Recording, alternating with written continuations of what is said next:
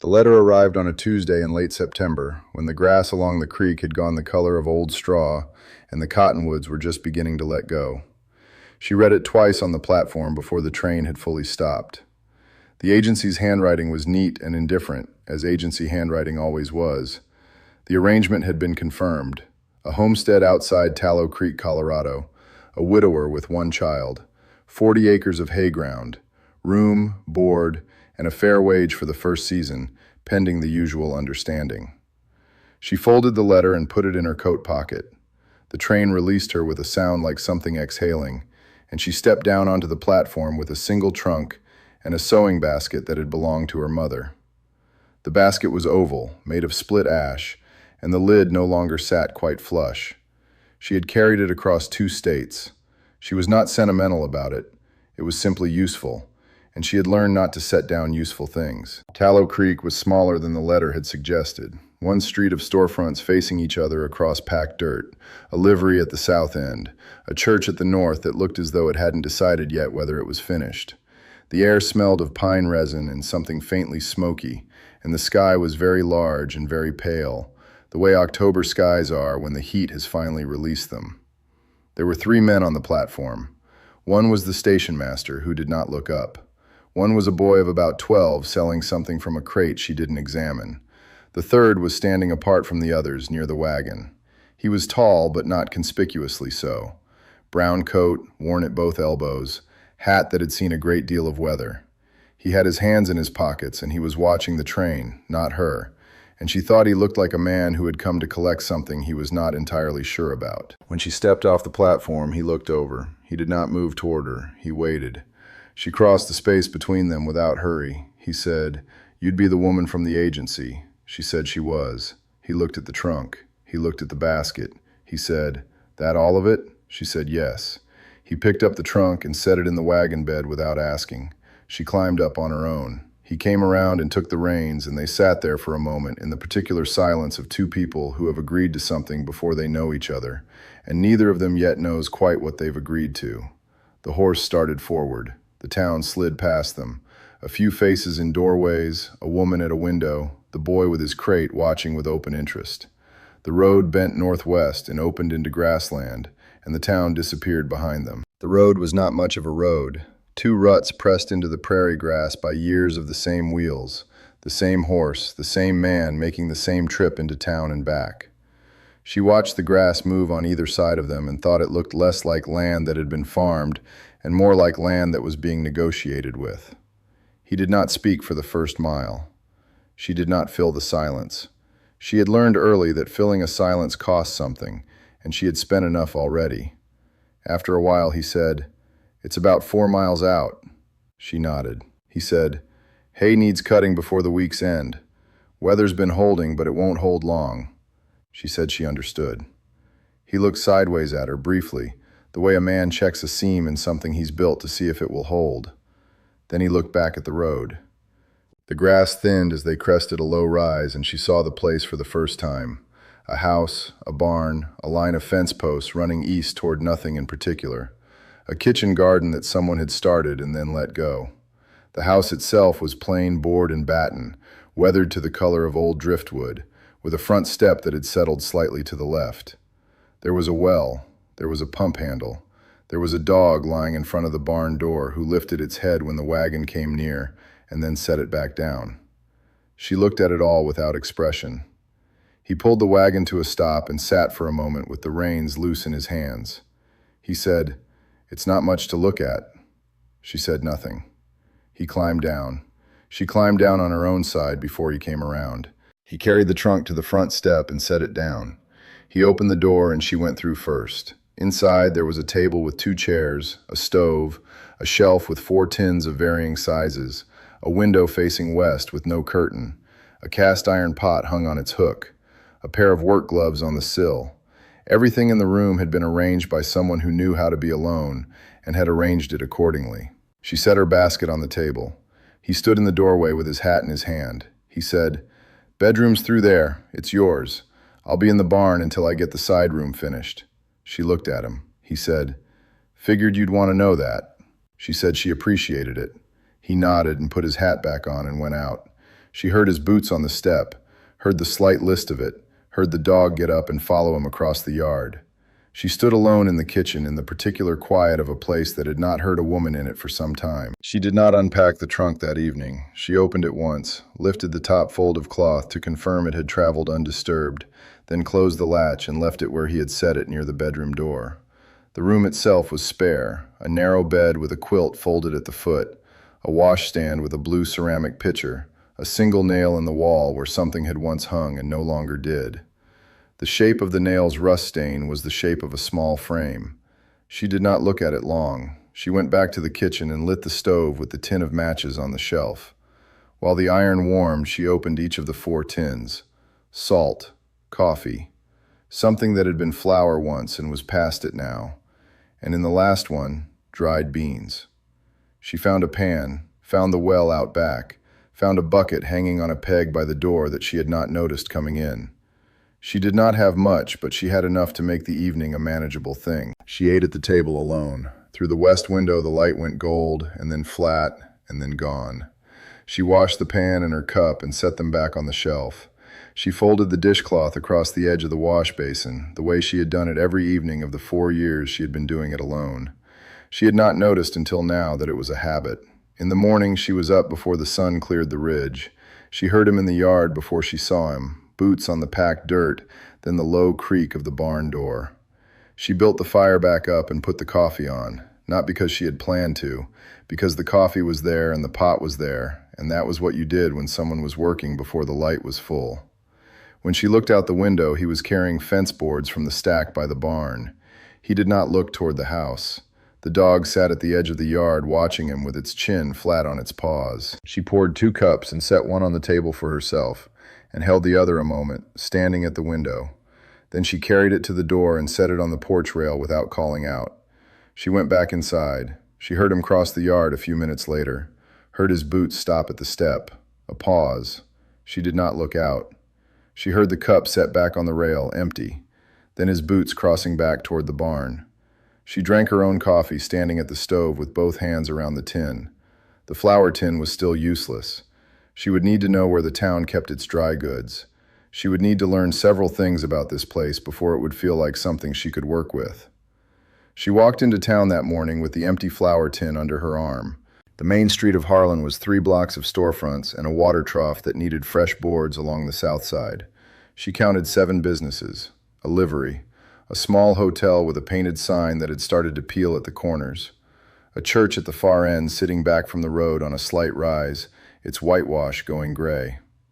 The dry goods store was between the post office and a building with no sign whose windows were covered in brown paper. A woman behind the counter looked up when she came in. 50s, thick through the shoulders, hair pinned without particular care. She looked at the flour tin and then at the face above it the way a person does when they are deciding how much to ask. She asked nothing. She came around the counter and showed her where the sacks were stacked. The flour was 40 cents for 20 pounds. There was cornmeal, there were dried beans, 2 kinds, and a crate of late apples going soft at the shoulders that were still worth buying if you used them quickly. She bought the flour and a small measure of beans and 3 of the apples, which the woman put in a twist of brown paper without charging for them. She noted this without commenting on it. On her way to the door, she passed a shelf of tin goods and a row of seed packets held flat with a strip of cloth. She slowed without meaning to. The labels were hand-lettered. Squash, beet, a variety of pole beans she did not recognize by name. She stood there a moment longer than she needed to. The woman behind the counter said, "He put in a kitchen garden 2 years back. East side of the house. Good morning, son. Never came to much." She did not say anything to this. The woman said, "Soil's all right out there, just nobody working it." She picked up one of the seed packets, turned it over, set it back. She thanked the woman and walked out into the morning. The walk back was 20 minutes on the road and then the long turn up the lane between the fence posts. The hills behind the property were pale with dried grass, the sky above them a thin autumn blue. She could see where the garden plot was from the lane, a rectangle of turned earth gone hard, a few dead stalks still standing from whatever he had tried. She looked at it for a moment. Then she went inside and put the flour away and peeled and cored the apples and set them on the back of the stove with a little water and nothing else because there was no cinnamon and she had not thought to ask. The smell that came up was tart and warm and small in the way of things that are still possible. She found a spade in the lean-to behind the barn. The handle was cracked along one side, wrapped in a strip of leather someone had tied there and never replaced. She turned it in her hands, tested the weight. It would hold. The garden plot was harder than she had expected. 2 seasons of nothing had let the surface seal over, and the first few strikes barely scratched it. She worked the spade in at an angle the way she had seen done, leveraging up rather than driving straight down, and after a quarter hour she had loosened maybe 6 feet of it. Her shoulders ached. She kept going. He came around the corner of the house late in the morning with a bridle he had been mending, and stopped when he saw her. She did not look up. He watched for a moment, then he went back inside and came out without the bridle and took the spade from where she had set it against the fence post and worked the row she had started to the end of it without speaking. She let him. She moved to the next row and used a short-handled tool she had found, something between a hoe and nothing useful, and broke up the clods he turned behind him. They worked like that until the light shifted and the shadow of the barn crossed the plot. He straightened and looked at what they had done, maybe a third of it. "Ground'll freeze in 6 weeks," he said. "I know. Nothing'll go in till spring. I know that too." He handed the spade back. She took it and leaned it properly against the fence this time so the blade faced out and wouldn't rust against the wood. He noticed this. He did not say so.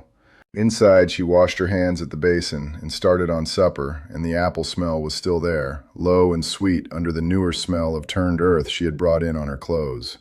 He sat at the table for a moment before he moved to help her without asking what was needed. He just looked at what was out and began peeling the potatoes while she cut the salt pork into the pan. There was a window above the work table that faced the garden side. She could see the turned rows from where she stood, dark against the pale dried grass at the edge of the property. A clean rectangle in all that weathered nothing. They ate without much conversation. The boy had found a locust shell on the fence post and wanted to know if it was still alive, and was told firmly that it was not, and seemed satisfied by this. After supper, he took the lamp to the other room, and she sat at the table in the near dark for a while, not thinking about anything in particular, just sitting with the smell of the turned ground still faint in the room, and the quiet of the house settling around her. The next morning she was up before him. She had found the flour the night before, back of the lower shelf, and there was enough. She mixed it cold, the way she had learned to do in a kitchen where the stove took too long, and had the biscuits in the pan before the light outside had changed from gray to anything else. He came in from the yard already dressed. He stopped in the doorway a moment before he came the rest of the way inside. She did not look up. He poured his own coffee and stood at the window with it, and she could tell from the angle of his shoulders that he was looking at the garden rows. The boy came in barefoot and had to be sent back for his boots. They ate. After, he set his cup down and said he was going to ride the south fence line, that 2 posts had gone soft over the winter, and he wanted to see if it was 2 or more. He said it the way a man says a thing he has already decided, not asking for anything. She said she would look at the seed situation. He nodded once and went out. She found the seed tin in the back of the lean-to, behind a broken singletree, and a coil of rope that had dried into a fixed shape. She brought it to the work table and sat with it. Inside there were 3 cloth packets, each one knotted at the top. Squash, from the size and color of the seeds. A handful of something she could not identify, small, dark, oily. And in the bottom of the tin, loose and rattling, a quantity of bean seeds, more than the packets, enough that someone had at one point intended a real row of them. She sat with the tin open for a while. The oily seeds she set aside, the beans she counted into her palm, not to get a number, but to feel the weight of what was there. They were old. She could not say how old. She would plan a test row and see what came up and go from there. The boy appeared in the lean-to doorway and asked what she was doing. She told him. He looked at the seeds with the particular seriousness of a child considering whether something is interesting. He decided it was. He came in and sat on an overturned bucket and watched her sort. After a time, he said his mother had grown beans. She did not answer immediately. She kept her hands moving, seeds shifting from one palm to the other. Then she said, was she good at it? He thought about this with the same gravity he had given the seeds. He said he didn't know, that he had been small. She nodded and kept sorting. He stayed on the bucket. Outside, the light had gone full and the day had opened up around them without either of them quite noticing it happen.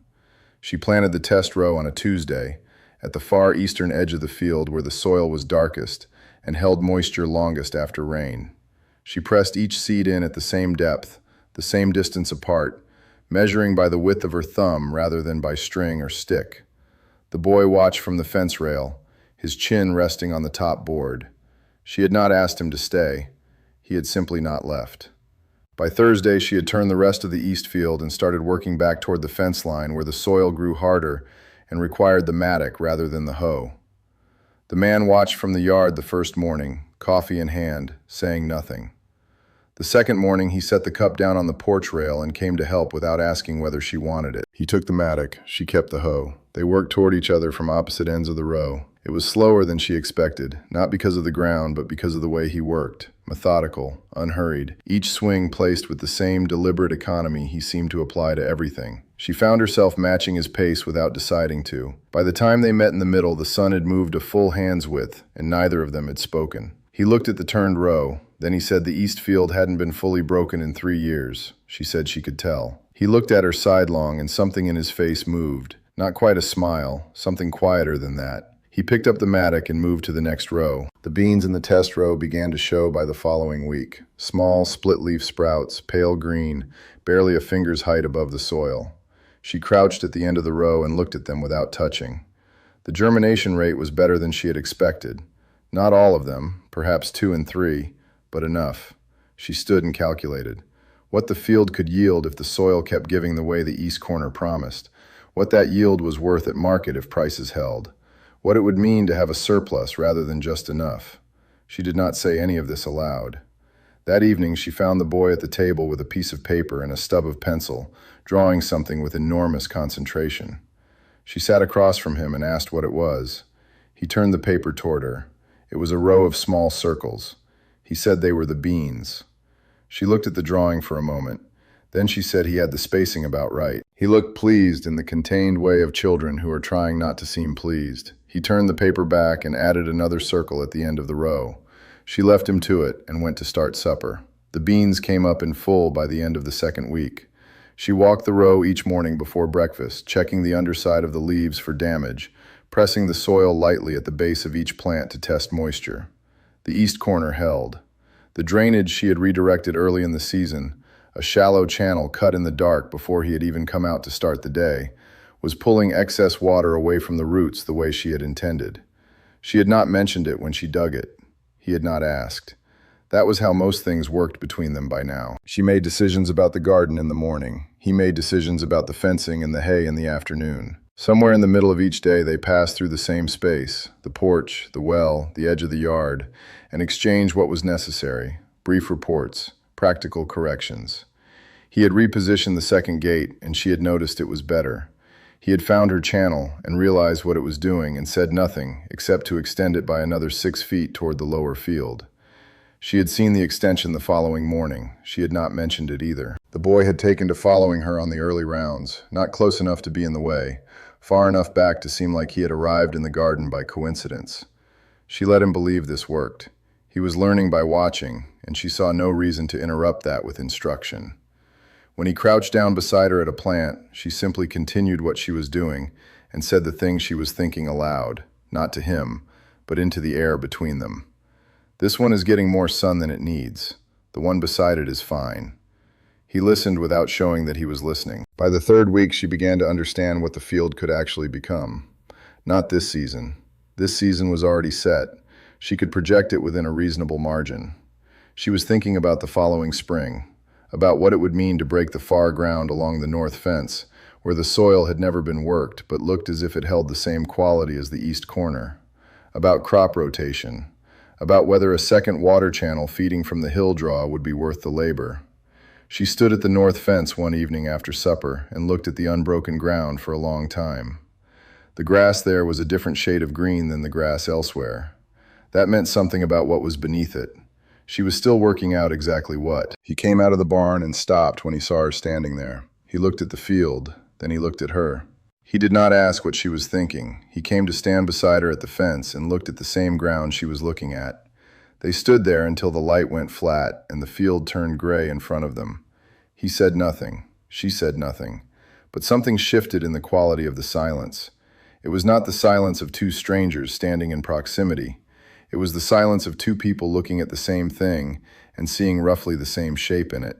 She pointed once, toward the far corner where the grass color changed. A single gesture, her hand low, not emphatic. He looked where she pointed, nodded once. That was the whole conversation. She went inside to clean up after supper. He stayed another few minutes at the fence, then walked back to the barn to finish what he had left undone. But she noticed, when she passed the window with the wash rag, that he stood a little longer at that corner of the fence than he needed to. He was still looking at the ground. The following morning, he brought the long-handled spade out to the north fence line before she had finished the breakfast dishes. He did not say he was going to do it. He simply went. She saw him through the window, driving the blade in at an angle, lifting the sod in clean cuts, crouching to look at what was underneath. She finished the dishes. She dried her hands. She went out. He had cut 3 test patches, each a foot square, spaced evenly along the fence line. He was crouched over the middle one, turning the soil in his palm. Dark, with weight to it, not the pale, sandy soil that ran along the creek side of the property. She crouched beside him and took a small amount in her own hand, worked it between her fingers. It held together without crumbling. He said, "Good." She said, "It'll need the channel before we break it. The hill draw is close enough that it wouldn't be a long run, maybe 40 feet of trench." He turned the soil over once more in his palm, set it down carefully, as if it mattered where it landed. He said, "I can start the trench next week." She looked at the 3 test patches, then at the length of fence still ahead of them. There were acres here, real acres, not the scraped and managed kind. Ground that had simply been waiting because no one had looked at it properly. She stood up and pressed the soil from her hands. He stood beside her.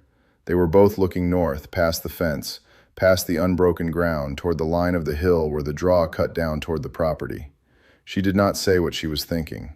He did not ask. But she was already measuring the distance with her eye, and she had the feeling, standing there, that he was doing the same. They started the trench on a Tuesday. He came before sunrise with a spade and a length of rope. She was already outside, walking the line she had marked the evening before with small stones pressed into the soil at intervals. She had done it by eye and by memory of the grade, and when he walked the line himself before touching the ground, he changed only 1 stone, moving it 18 inches east to skirt a buried rock shelf he recognized from where the ground sounded different when you stepped on it. She watched him do it, did not ask how he knew, filed it. The ground was harder than the test patches had suggested, and the first hour was slow. He dug. She carried the loosened soil to a low place near the fence line and built it into a berm that would help direct runoff once the channel was cut. It was work she had invented for herself when she saw him beginning to fall behind. She did not announce it. She simply started doing it, and after a time he adjusted his pace to match the rhythm of her trips. By mid-morning they had 12 feet of trench. She brought water at 10:15, set the canteen down in the shade of the fence post nearest to where he was working. He paused long enough to drink, then handed it back without comment. She drank from it herself, which she had not done before, and he looked at her briefly when she did. The day got warm. By afternoon, the trench had reached 23 feet, and the quality of the soil was changing, damper, darker. They were getting close to where the hill's moisture gathered before it dispersed. She crouched at the edge of the cut and pressed her hand flat against the wall of it and felt the cool. She said, "We're in the right place." He drove the spade in and turned another section, and they could both see it. The slight darkening of the cut face, the way the soil held its shape cleanly. He kept digging. She sat on the edge of the trench with her feet hanging and watched the work for a few minutes. The light was dropping slightly, still afternoon but past its height. There were swallows working the field beyond the fence, pulling insects from the air above the unbroken ground. She said, "It was hay before the drought." He paused. She said, "I asked the woman at the store. She said the previous man tried hay. Before you." He was quiet a moment. Then he said, "He didn't get water to it." She looked at the trench, at how far it had come in a single day. She said, "No, he didn't." He picked up the spade again. She watched the swallows cross the field and did not move to help yet, and he did not ask her to. They worked until the light went orange along the ground. She took the spade from him at some point, and he did not protest, just moved to the far end of the trench and began clearing the loose material with his hands, setting the soil to one side in the way she had shown him. The darker stuff kept separate from the surface layer, because when they backfilled around the pipe, the darker soil would go deepest, hold the moisture longest. He had not asked her to explain it. She had explained it once, and he had done it correctly every time since. The trench was 11 feet by the time they stopped, maybe 12. He stood in it, and the wall came to just below his shoulder. She passed him the water jar, and he drank, and passed it back, and she drank, and set it in the grass. She said, "We'll need another 6 feet to reach where the slope changes." He looked down the line they'd cut. He said, "Tomorrow." She nodded. They walked back in the direction of the house without discussing it, the tools between them. The swallows had gone. A single hawk was circling something far out in the dry field, patient in the way of things that are not in a hurry because they know something is coming. She had left a pot on the low side of the fire before they'd gone out that morning. Beans and dried meat and one of the last onions from the small sack she'd brought from town 3 weeks ago. It was still warm. She filled 2 bowls and he sat at the table and she sat across from him, and they ate without speaking, which was its own kind of conversation by now. At some point, he said, "The soil does hold differently out there." She said, "It will hold water the same way, once it remembers how." He looked at his bowl. He said, "You think it remembers?" She said, "I think most things do, if you give them the right conditions." He did not say anything to that, but he did not look away immediately either. He looked at her for a moment in the particular way he had, not searching, not asking anything, just noting. The way a person looks when something is registered and they are deciding where to put it. She picked up her spoon again. Outside the window, the sky had gone to deep blue at the top and pale gold where the sun had been. The jar with the dried grass from the first cutting still sat on the windowsill. She had put it there on the 4th day and neither of them had moved it. He got up to rinse the bowls and she pulled the lamp a little closer and looked at her notes. The harvest came in on a Thursday, which was ordinary. What was not ordinary was the weight of it. He had borrowed the neighbor's scale, the good one, with the brass fittings, and they weighed the cut in 3 separate passes to make sure. Each time the number was the same. She wrote it in the ledger without expression, but her pen stopped moving for a moment after she set down the final figure, and he saw it stop. He did not say anything, neither did she. They worked until the light failed, stacking and covering, and the air smelled of cut grass and the particular dry sweetness that comes when something has been tended correctly for long enough. That evening, she did not bring her notes to the table. She sat with her hands flat on the cloth in front of her, just for a moment, and looked out the window at the dark shape of the field. He set her cup down on her side of the table and sat across from her. The lamp threw a circle of yellow between them. The jar of dried grass on the windowsill caught a little of the light. He said, "You were right about the east parcel." She said, "The soil was always there. It just needed the time." He nodded slowly. Outside, something moved in the grass, a small animal, or the wind finding a new direction. The sound passed, and then it was quiet again. She picked up her cup. He picked up his. After a while, he said, "I was thinking about the northern edge, for next year." She looked at him. "The rocky part, yes. That will take longer," she said. "I know," he said. There was nothing hurried in how he said it, no edge of question in it, just a man accounting for time, the kind of accounting that assumes more time coming, that plans in seasons rather than weeks. She looked at her cup. She set it down. "All right," she said. He nodded once, the way he did when something had been settled to his satisfaction, and looked out toward the window and the dark field past it. The lamp burned steady. The jar sat where it had sat since the 4th day, the dried heads of the first cutting still pale and upright in the glass, exactly where she had placed them. Neither of them moved it. She reached across for her notes and opened the ledger to the next blank page. He refilled her cup without being asked. She wrote the date at the top of the page, the day, the month, the year, and below it she wrote the word north and underlined it once and waited.